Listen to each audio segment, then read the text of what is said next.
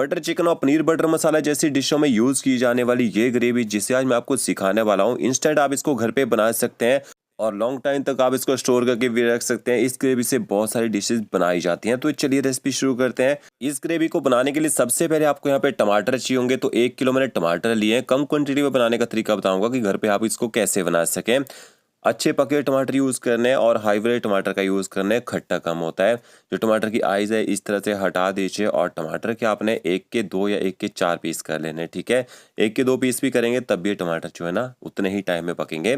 तो सारे टमाटर की मैंने कटिंग कर ली है। अब इस ग्रेवी को हम बिना प्याज लहसुन से बना के तैयार करेंगे। तो यहाँ पे आपने आधी शिमला मिर्च लेनी है, 2 हरी मिर्ची, थोड़े से धनिया के डंठल और 100 ग्राम आपने काजू का यूज़ करना है। 1 पीस आप अदरक का यूज़ कीजिएगा। 1 किलो टमाटर में 100 ग्राम काजू आप यहाँ पे डाल सकते हैं। फिर आपने कढ़ाई लेनी है, 2 बड़े चम्मच आप इसमें ना ऑयल के ऐड कीजिए। थोड़े से खड़े मसाले, बड़ी इलायची, छोटी इलायची, लौंग, दालचीनी, जावित्री का यूज़ करना है यहाँ पे और एक मैंने इसमें तेज पत्ता भी ऐड किया है।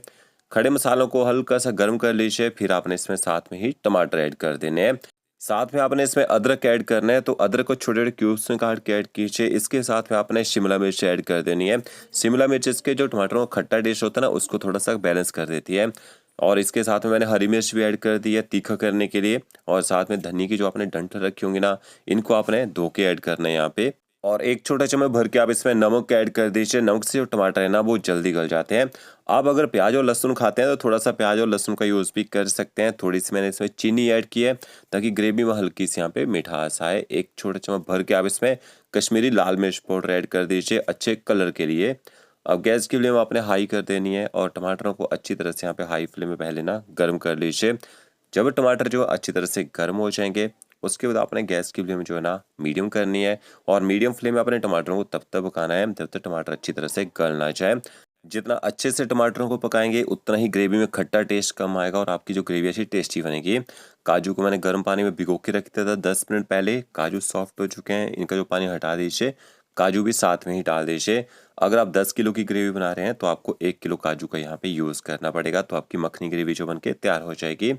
तो कि देखिए काजू को भी अच्छी तरह से मैंने मिक्स कर दिया है और टमाटर अच्छे से अब यहाँ पे गर्म हो चुके हैं। ऊपर से ना कवर कर दीजिए और गैस की फ्लेम आपने मीडियम कर देनी है। मीडियम फ्लेम में टमाटरों को तब तक पकाना है जब तक टमाटर अच्छी तरह से गल ना जाए, अच्छे से सॉफ्ट ना हो जाए। तो कि देखिए मुझे टमाटरों को पकाते 5 मिनट हो चुके हैं और टमाटरों ने पानी छोड़ दिया यहाँ पे और टमाटर थोड़े से यहाँ पे सॉफ्ट भी हो चुके हैं।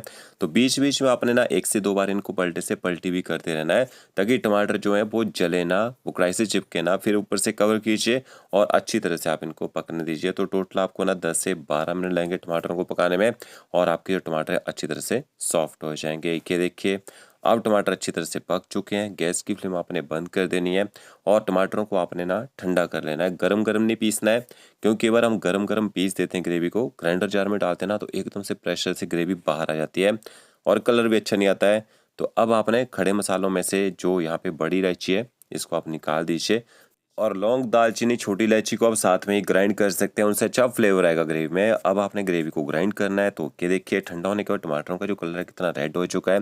जब ये ग्रेवी गरम गरम दिख रही थी ना तो इसका जो कलर है थोड़ा डल सा लग रहा था। तो अब आपने यहाँ पे पानी का यूज़ नहीं करना है, बिना पानी से आपने इसको ग्राइंड करना है कि देखिए इस तरह से। और ग्राइंड करने के बाद आप जब भी ग्रेवी को बनाते हैं तो इसको आपने छान लेना है क्योंकि कई बार टमाटरों के बीज होते हैं वो रह जाते हैं। तो इसको स्मूथ बनाने के लिए आप इसको छान लीजिए और थोड़ी छन्नी जो आपकी मोटी होनी चाहिए, मोटी छन्नी में छानना है। बारीक छन्नी में छानेंगे ना तो ये पूरी अच्छी तरह से निकलेगी नहीं। तो इस तरह से देखिए स्पैचुला की सहायता से इस तरह सारी ग्रेवी आपने छान लेनी है। अब देखिए जो टमाटरों के छिलके या बीज वगैरह वो सारे निकल चुके हैं और आपकी जो ग्रेवी है ना एकदम यहाँ पे स्मूथ बन के तैयार हो गई। तो जो बची हुई ग्रेवी थी वो भी मैंने ग्राइंड कर लिया और 1 किलो में आपकी जो ग्रेवी है काफ़ी सारी बन के तैयार हो जाती है। पानी का यूज़ नहीं करना है, नहीं तो ग्रेवी को आपको ज़्यादा टाइम तक पकाना पड़ेगा। बिना पानी से ही आप इसको ग्राइंड कीजिएगा, ठीक है। अब सारी ग्रेवी मैंने छान ली है। इसके बाद आपने ना इसको तड़का लगाना है। आप इस ग्रेवी को ना मिक्स वेज में यूज़ कर सकते हैं, मटर मशरूम वगैरह बनाना चाहे उसमें यूज़ कर सकते हैं। तो आपने एक कढ़ाई लेनी है और यहाँ पे 3 से 4 बड़े चम्मच ऑयल के ऐड करने हैं। ऑयल जैसे गर्म हो जाएगा यहाँ पे भी थोड़े से खड़े मसालों का यूज़ कीजिएगा ताकि ग्रेवी में एक अच्छा फ्लेवर निकल के आए। तो खड़े मसालों को हल्का सा गर्म करना है। इसके बाद आपने इसमें ना थोड़ी सी कश्मीरी मिर्च पाउडर ऐड करना है और थोड़ा सा हल्दी पाउडर ऐड कीजिए। बिल्कुल थोड़ा सा हल्दी पाउडर डालना है, बाकी और मसाले वगैरह नहीं डालने हैं। आपने कश्मीरी मिर्च पाउडर को हल्का सा गर्म करना है। इसके बाद आपने जो ग्रेवी ग्राइंड करके रखी हुई ना वो ऐड कर देनी है यहाँ पे और बाउल से थोड़ी ग्रेवी चिपकी हुई रह जाएगी। तो इसको आप ना इस तरह से देखिए स्पैचुले से साफ करके ऐड कर दीजिए और मेरे पास जो ये पलटा है ना, ये सिलिकॉन का है, ये प्लास्टिक का नहीं है, क्योंकि काफ़ी सारे कमेंट्स आते हैं कि आप प्लास्टिक यूज़ कर रहे हैं यहाँ पे। तो ये सिलिकॉन है, इसको आप हीट में यूज़ कर सकते हैं यहाँ पे। अब आपने ग्रेवी को तड़के के साथ अच्छी तरह से मिक्स कर लेना है। गैस की फ्लेम हाई कर दीजिए ताकि जल्दी से यहाँ पे बॉयल आ जाए। जैसे यहाँ पे ग्रेवी में बॉयल आ जाएगा, इसके बाद आपने गैस की फ्लेम जो है ना मीडियम कर देनी है, और मीडियम फ्लेम में ग्रेवी को तब तक पकाना है जब तक ये अच्छे से ऑयल छोड़ना शुरू ना कर दे। तो यहाँ पे मैंने ग्रेवी को 15 मिनट तक मीडियम फ्लेम में पका लिया, और ये देखिए 15 मिनट तक यहाँ पे ना ग्रेवी ने पकने के बाद ऑयल भी छोड़ दिया है। तो ये आपकी देखिए टमाटरों की जो ग्रेवी यहाँ पे तैयार हो चुकी है। अब इसके बाद आपने इसको ना ठंडा करना है। ठंडा करके आप इसको फ्रिज में स्टोर कर सकते हैं 2 दिन तक, और डीप फ्रिज में आप इस ग्रेवी को कम से कम 2 से 3 हफ्ते तक स्टोर कर सकते हैं। तो अगर आपको ये मेरा वीडियो अच्छा लगा होगा, लाइक शेयर कमेंट जरूर कीजिएगा। ओके फ्रेंड्स, मिलते हैं नए वीडियो के साथ। Thank you.